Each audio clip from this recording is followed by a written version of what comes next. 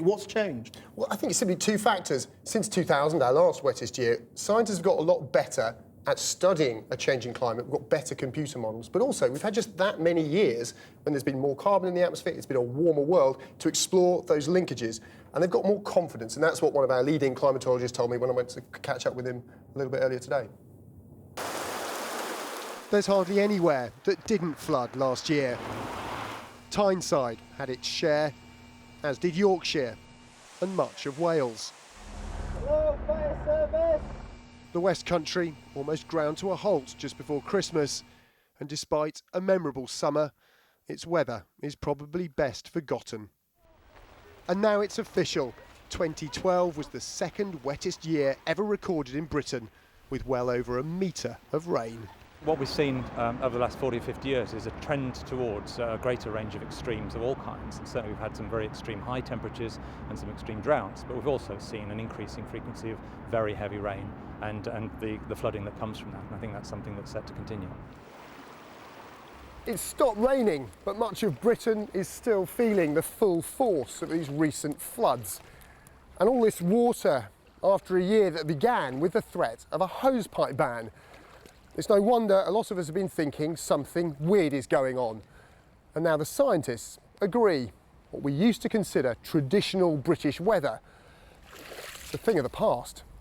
The weather in the UK has already changed as a result of climate change, and one sees that very clearly in temperatures. The story with rainfall is a bit more complicated, and that's because there's a lot more variability in the processes that affect rainfall.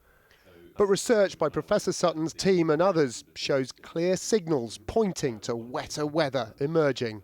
If you're looking at timescales of a few decades, then based on what we know at the moment, we do expect an increasing frequency of wet autumns and winters in particular.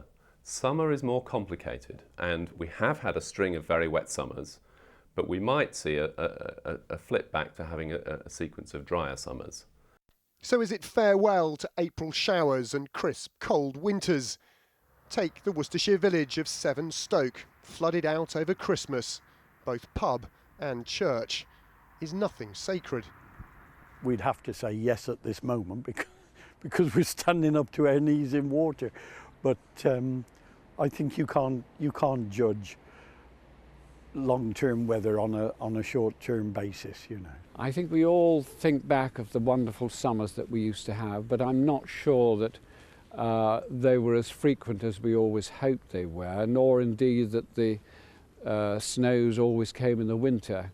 I think if there's anything to detect, it is actually the viciousness of the weather, perhaps the more stringent droughts and the wetter, longer periods of rain.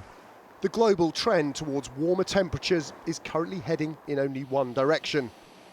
And predictions are improving too, like wetter winters and cycles of more extreme wet and dry summers. But don't ask a scientist if you'll need your wellies or not.